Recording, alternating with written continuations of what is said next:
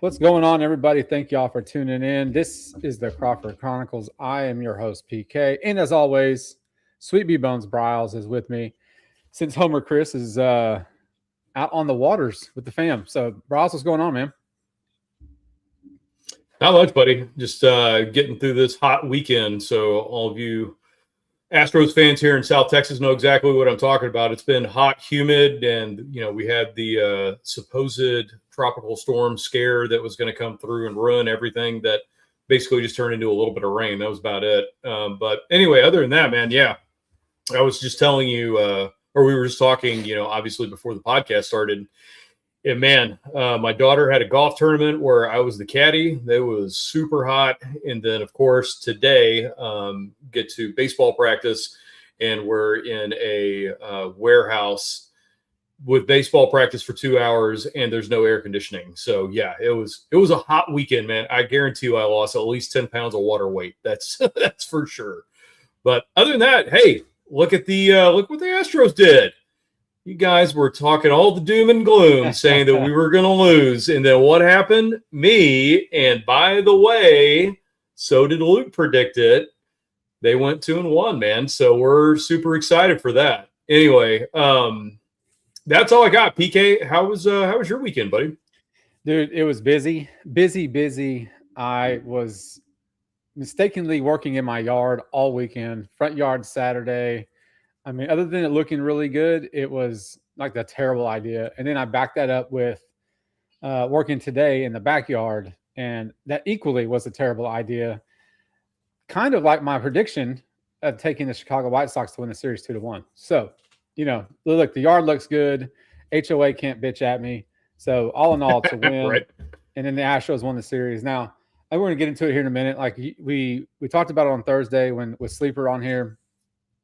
And with Sleeper on here, and we talked about how we're at this point where the Astros need to sweep series, and I mean, not go on this, it'd be nice to be on a Boston Red Sox heater, right? 14 in a row before they lost their first game.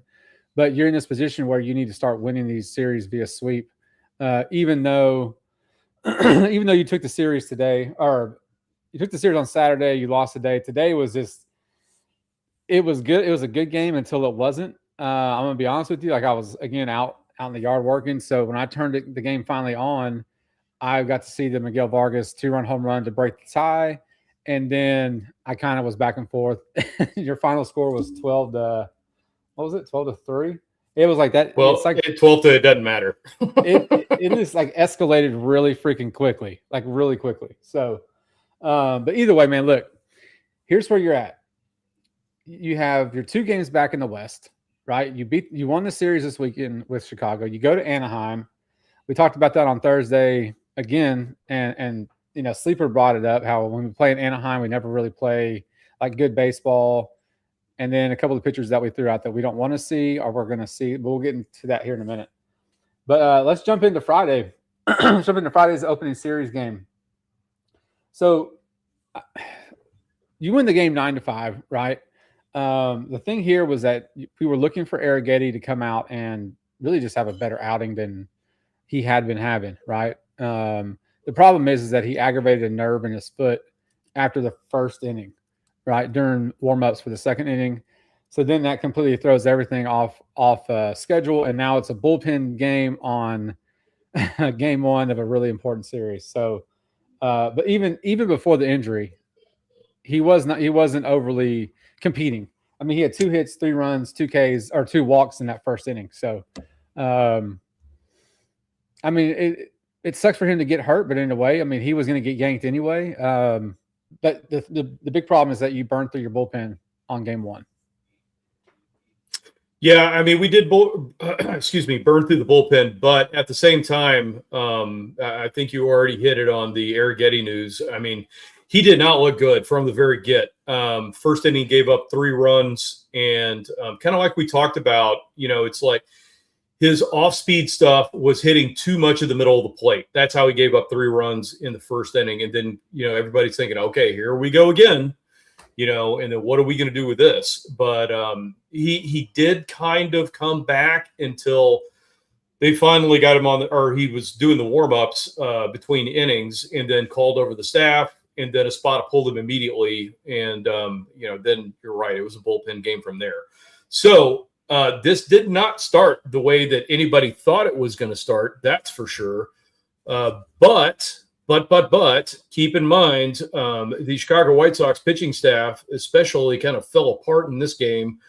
Thank God, because we really needed a win. And I will tell you that sixth inning, we put up 8 runs. And PK, I know you're about to get into that 8-run sixth, but that is what made this game absolutely the most fun game to watch this entire series. So anyway, I'm going to let you get into it. PK, tell me what happened in the sixth. You just had run after run after run. You had Cam Smith go yard. I mean, that kind of started the scoring, and then it was doubles. I mean, this guy's getting on base, next man up, right? 8 runs in the inning. It just blows the game open. And look, you really weren't doing much prior to that inning. Like, you really weren't. No. I mean, you were down 5-0 at the top of the sixth, and you go and just blow the doors off. And then a lot of that stuff was going on with 2 outs too, which is another, like, a huge point. You would talk about backbreaking to a team is when you can put multiple runs up on them with 2 outs in any inning, but let alone in like a mid game, late game scenario. But dude, Cam Smith hit a bomb, right? That was your thing. From pitching, the only problem that I had really was like Brian Abreu coming in the spot that he did. I mean, he hadn't pitched in a minute, right? And we're talking like, we're at the back of that inning, the back of that game, and he just doesn't have it. Now, he had 2 Ks. He ends up having 2 Ks, and I might be confusing it for Saturday's game. Let me look, because I'm probably doing that. I am confusing it with Saturday's game. So, like, Abreu hadn't seen the field in a minute, dude. And so I don't like the fact that Espada keeps putting him out there into these spots that are like high leverage spots, even though you're up, you're up 8-5 and it's a 3-run game. But Chicago's offense is so incredibly talented that just a bloop and a blast in this game, this is a whole different ball game, right? But fortunately, you had DePeno. He went 3 for 6 on Friday. We'll get into what he did on Saturday. We'll get into what he did today. Just amazing stuff coming out of your leadoff spot. So, look, your runners in scoring position. The biggest stat that Moreno wants to talk about all the time, you went 6 for 11, right? And that was in that 6th inning where you just blew the doors open. And again, like, that is crushing. It's crushing to a team when you have 2 outs and you have you start plating all these runs. And so that's how that Friday game was. It was a great way to set the series going. And what you needed HB to come do something on Saturday. But before Saturday, Bryles, you got anything else on Friday? No, that was about it. I mean, you're right. That 6th inning, everybody was going station to station. It was fantastic. And they were just playing, small ball more than anything else. I mean, they were getting hits. They were getting doubles, and we were just scoring runs. So one of the things we talked about, Davis Martin was the starting pitcher there on Friday for the White Sox. And he was, before the game started, 9-5 with a 3.31 ERA. I guarantee you that's not what it is now. But, that guy has been very good for the White Sox. And the White Sox, already talked about it. They had a bunch of guys that you really haven't heard of before. You performed very well for them. And, we took advantage of that. And Martin was one of the ones we took advantage of on Friday. So that was a much needed win. It was a fun game to watch. That is for sure. I watched it from start to finish. And man, it just set up the weekend for going into, everything else. So going into Saturday now. So Saturday, just like you said, we had Hunter Brown against Berkey. And, that was the diesel that we wanted.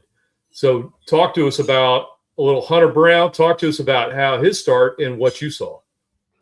Yeah, so he goes 7 innings, 2 hits, 7 Ks, right? And so we had kind of made fun of his nickname as a diesel, and we sent him back down to regular unleaded, right? I felt like after this outing, you can kind of bump him back up to super, right? Really close to getting up to diesel, but in all reality, dude, like this is the type of performance that we expect from Hunter Brown essentially every outing, right? 7 innings of few hit baseball, no runs, several Ks. I mean, and just sitting the other team down.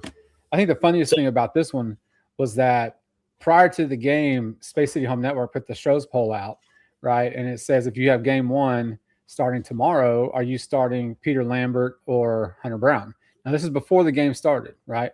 And so, I mean, I voted and we talked about it here, right? I think we would choose Peter Lambert whenever we asked that question, but it was like 50-50.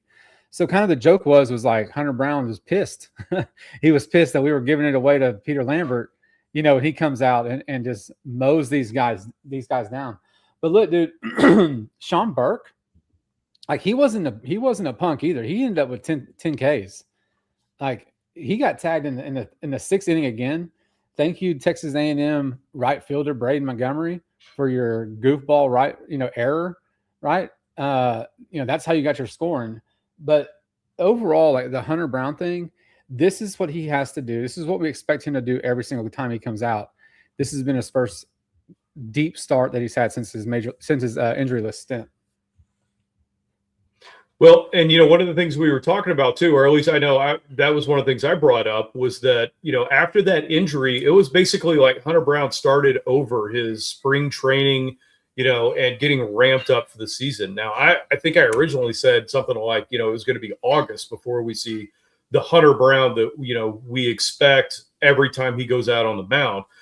But at the same time, I think we got it a little bit early. I mean, he looked phenomenal. You cannot argue anytime a pitcher goes 7 innings and has 0 earned runs that it is a phenomenal start. Mm-hmm. So that was not only by far the best start he's had all season, but it was one of the best starts I've seen out of Hunter Brown. His velocity looked fantastic. He was spotting all of his pitches. He was painting the corners. It looked fantastic. And his off-speed stuff also looked really good too.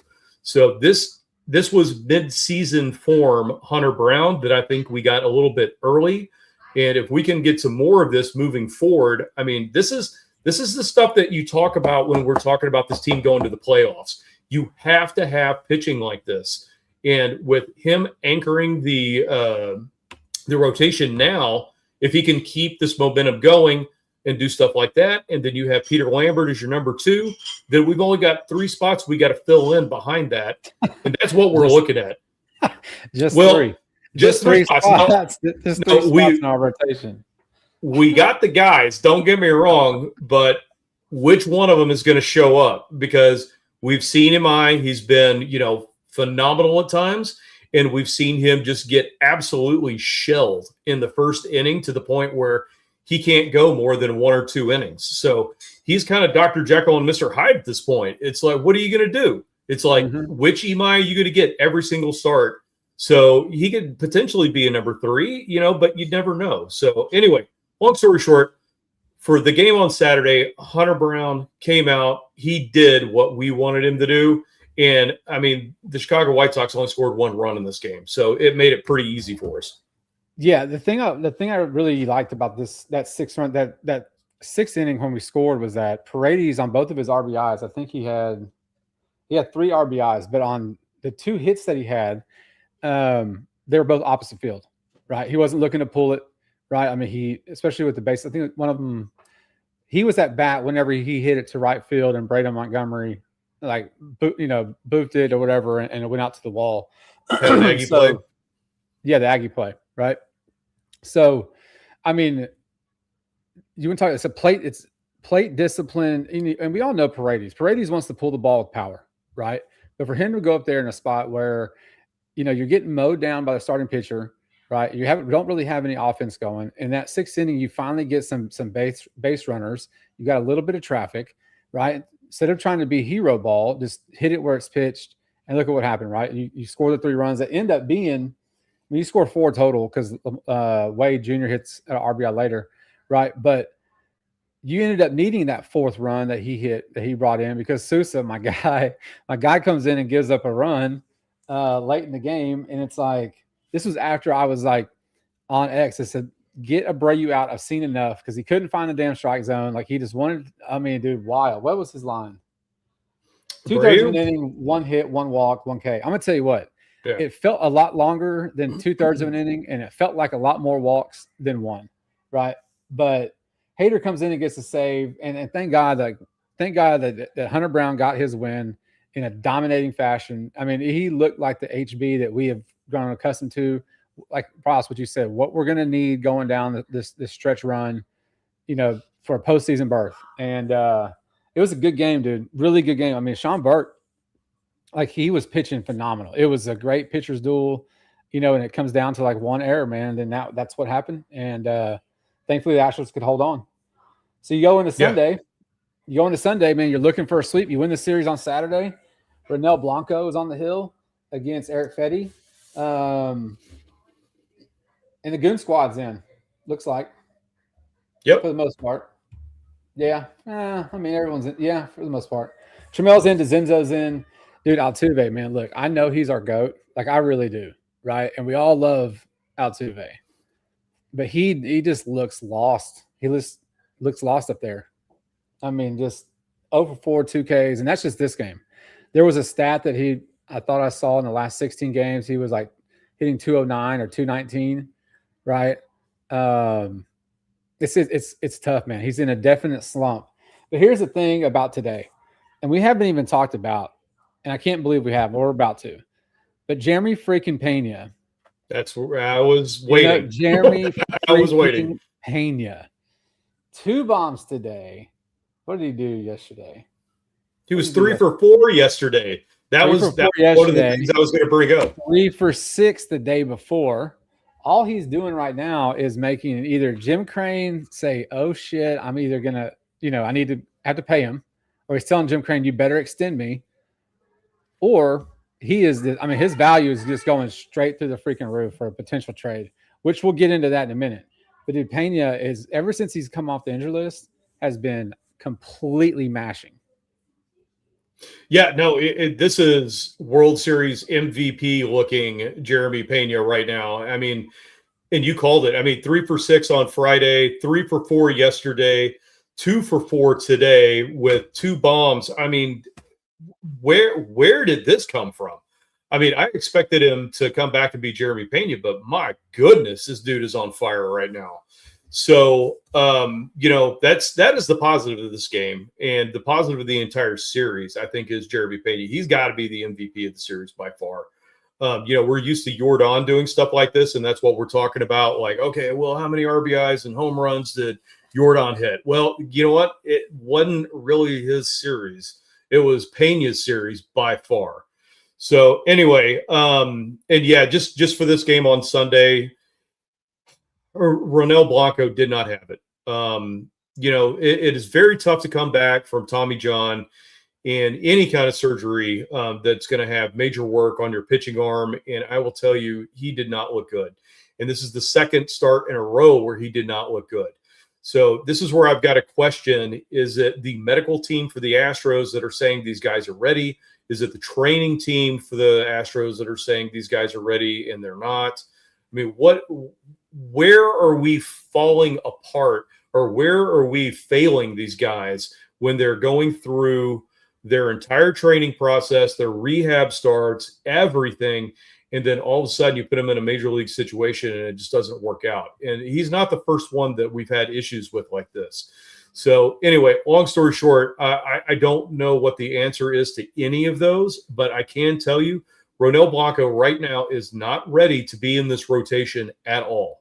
You've got to figure out a way where he can be effective against major league hitters. And right now he most definitely is not. So I know it was a bad day. And listen, from the entire pitching staff. I mean, because if you look at the box score, I mean, ugly.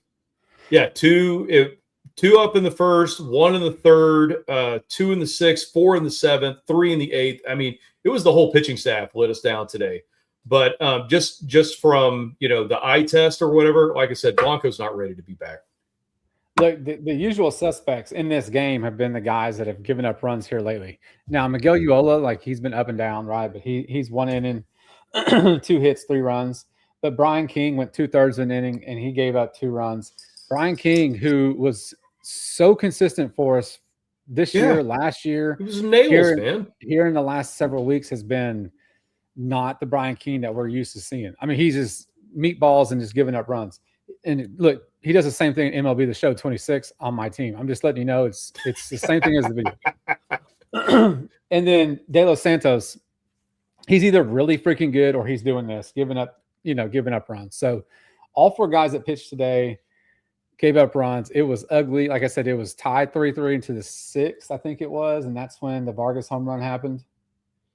Yes, that was the Vargas home run. Then they're up 5-3. And then you get skunked in 7, 8, 9, 7-0, right? So look, man, I think the problem, there's a lot of problems. The first problem was that you sent Ronell back out for his third time through the lineup. That was the first problem, right? You could see he clearly didn't have the command. Why are we trying to stretch him out like right now? Like they already took care, like they were already getting on him in those first two times around the lineup, right? So the fact that you sent him back out for the third time, well, I mean, Espada, you kind of deserve what happened. Now, look, Ronell made a terrible pitch to Vargas. I mean, it was up, I think it was up in the zone, up middle, high middle that he parked. So, look, man, we needed the sweep. You didn't get the sweep. However, you got the series win, which is most important. But what we talked about on Thursday is that you needed a split of the 4-game series between Seattle and Texas. And, I mean, Texas lost Friday. I know that. I think they lost Saturday. I don't know what they did today. But right now, you're 2 games back at Texas. The Mariners are a game and a half out. So, dude, you're going up against the Angels starting tomorrow. I believe. Yes, sir. Yeah, starting Correct. tomorrow. I mean, they're the Angels. They're 42-64. You're 3 games, under 500. I'm gonna say it again. You've got to win this series. You need to sweep the series is what you need to do. But before we get into that, Browse, hit me with the probables.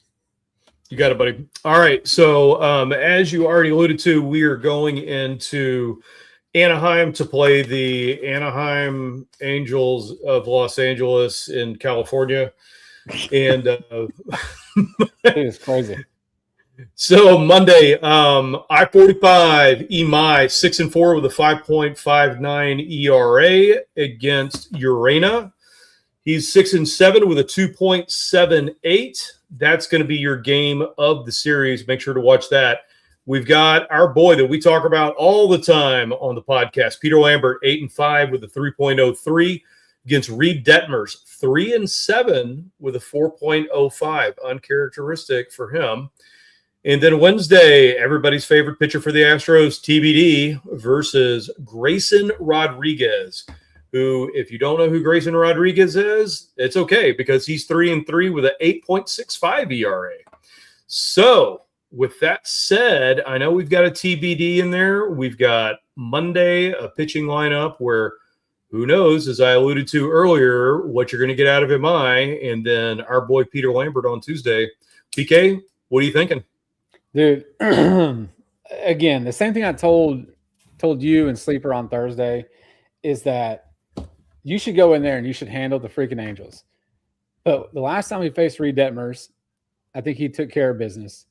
Walbert Urania is a pretty damn good pitcher. Like, the record doesn't do him justice. I mean, look, his ERA is 2.78, right? His record's 6-7, which means the offense can't score for him.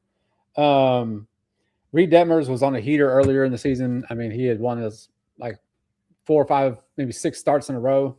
But you also have Petey Pete. And then, look, man, I'm going to manifest this into existence. Astros win the series. Even though I need a sweep, they're going to win the series 2-1. I just think, dude, our offense is playing pretty damn good, except for today. But you have Imai, who I think is going to put something together here. Peter Lambert's going to do the exact same thing he's been doing. So I'm going to go 2-1 good guys. And the reason you need to win this series, there's several reasons, right? Because it's towards the end of the season. But the series after this is a home series against the South Oklahoma Rangers. So we'll get into that here in a minute. Yes, sir. And I'm going to one-up you. I'm going to go for the sweep. I think that Imai is going to have another really good start, especially I know that he's got friends and family coming into this one. So look out for that. He's going to have probably, a whole section filled full of people. So anyway, look for him to perform really well tomorrow. Uranus, good pitcher, dude. Don't get me wrong on that. I mean, he's got a sub-3 ERA, but at the same time, we should be able to handle that. Peter Lambert, of course, we've talked about it a million times. We love Peter Lambert. I think that's a win right there. And then TBD, that would be the one that I would say that we had a possibility of losing, except for the guy that we're going up against. Grayson Rodriguez is, he's going to be throwing BP. We're basically going up against Burrows.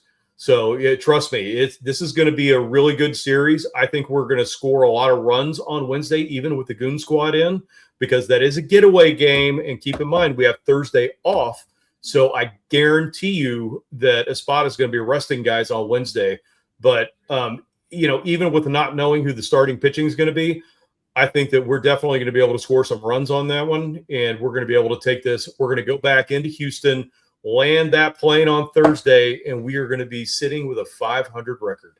That is my prediction. That's what I'm talking about, Bryce. Look, I'm going to go ahead and pick for Chris. He is picking a sweep by the Angels. I already know he's going to pick that. So he has taken the sweep for the Angels. Look, man, dude, this is you definitely want to sweep the series, but you obviously want to win this series for the momentum. That would be 3 series in a row, right? Miami, White Sox, and then if you take care of business against Anaheim, because you got Texas coming in to your house on Friday for a 3-game series, and dude, you're only 2 games out. That series against Texas could be for the division lead. Like it's very possible if you handle your business against the Angels. It could be a really, really big. It's already going to be a big series because it's division opponent and because it's the South Oklahoma Rangers. But again, that series could be for the division lead. We got a few. Go ahead. I was going to say, keep in mind though too, what do we have coming up on Friday that's going to be super important, especially if we come home with a series win, a sweep, anything like that. That is going to be the trade deadline. So I think that you have to win this. I think if you end up getting the sweep or you go 2-1, old Uncle Jim Crane's going to pull out the checkbook. If not, then you never know. There might be some guys that you own a jersey for that might not be on the team coming up soon. So I think this is a huge, huge series that's going to sway how this trade deadline goes, like immensely. Yeah. So have you seen the report about Boston asking about Pena and or Zach? I have. Mm-hmm. They were going to include Franklin Arias. I think that's their number 3, or that is the number 3 prospect, I think, overall, right? Yep. But I'm pretty sure the Astros have turned it down. So Sleeper posted something today, and it was several options on what to do with Pena, right? And I think answer, it was multiple choice. So you can try to extend him. You can trade him at the deadline. You could move him in the off season, and I forget what the other one was, right? So I chose. Well, yeah. So my option was that, right? Like try to extend him. I mean, obviously, that's my first thing. However, like we know that he's a Boris client. We know that Boris wants to hit the market. He wants to get, the highest dollar for his client. I think if he doesn't move at the deadline, which I don't foresee him doing, especially with the Astros being so close to the division lead, and that Crane's probably going to wants to make that run at least one more time. I think he could possibly get moved during the offseason, honestly, right? You're going into that potential strike year, acquire some talent for him. But, man, dude, if we could re-sign him or not even re-sign him, it's an extension. Extend him, damn, that would be awesome. It would be unlike Crane to do that, though. It would be very much unlike Crane to do that. And you nailed it with the Boris portion of that, because here's the deal. We just watched him demolish the Chicago White Sox single-handedly. I mean, the dude is on fire right now. So he's another linchpin in this. Are we going to make the playoffs or are we not? So it's like, if he can we can't expect him to keep up this pace the way it's going right now. But if he can still stay hot and have, 1, 2, 3 hits in a game, scratch a couple RBIs, get some runs across the board. I mean, between him and Jordan, dude, that is our offense right there. Yeah. I mean, it is we would be humming. But like I said, here's the problem. What happens if we go into Los Angeles right now, we play the Angels, and then all of a sudden, hey, we lose 2 out of 3? Or what happens if we get swept? Then you might see Pena in a different jersey, I mean, in the next 5-6 days. When we get to Friday, you never know. You never know what might happen. And to that point, he will command a huge haul. We could basically absolutely fleece the Red Sox right now. They just came off that 15-game win streak, so they're willing to take absolutely anybody they possibly can, or they're willing to do anything they can to get a Jeremy Pena, to get a Zach Neto, something like that. And I guarantee you Pena's number 1 on that list. So if we got Jarren Duran and then say we got, their number 3 prospect overall in baseball, I mean, that probably is what it's going to take, maybe even more than that. So I don't, to be honest though, I mean, let's be realistic here. I don't think Pena is going anywhere this season. I think with him coming back off his injury, being as hot as he has been, the fact that the Astros are starting to win series, I mean, against good teams too. It's not like we went into Chicago and just got smoked. We went in there and handled our business like we were supposed to. So I really don't think the Pena is going anywhere. But man, these next 3-4 days are going to be nerve-wracking just watching to figure out what happens. Yeah, and Chris is on international waters, so I don't know how good a service he gets, but we're going to have all the fun back here getting to see everything come through. So, and by the way, he was texting me in the middle of that. That's why I kind of got hung up real quick. Anyway, his prediction is 2-1 Astros, not an Angels sweep. No, he told me earlier, he said sweep for the Angels. So you see that before we get out of here, man, Lance McCullers got released. Did you see that? I did see that. And listen, I'm not saying I know what the future looks like, but I did say you're halfway there. You're halfway there. I am halfway there. I said that he was going to get DFA'd by the Brewers.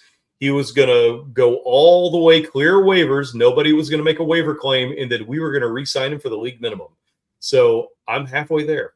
You're halfway there. I was watching Big Inning last night, and he was pitching in the 9th, and just he couldn't do anything, dude. I mean, the Brewers ended up bringing their closer in. It was an 8-2 game in the 9th inning, and they had to bring their closer in to finish it off, and that was it. So I did see something from Wheelhouse that he posted that in order for because it was McCullers and Colton Gordon, right? Right. So the Brewers wanted Colton Gordon, but in order for them to get that trade done, the Astros was like, the only way we're going to send Colton Gordon is if you eat or you take some of McCullers and some of his salary. At least that's what Wheelhouse put out there from someone that told him. So that would be pretty interesting.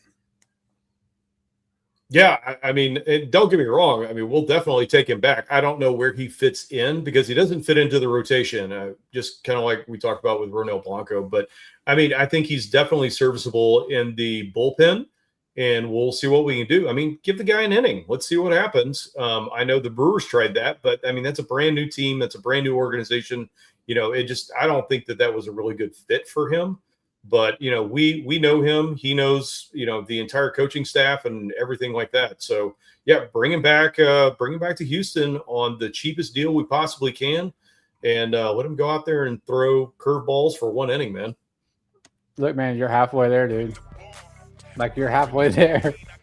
You're halfway there.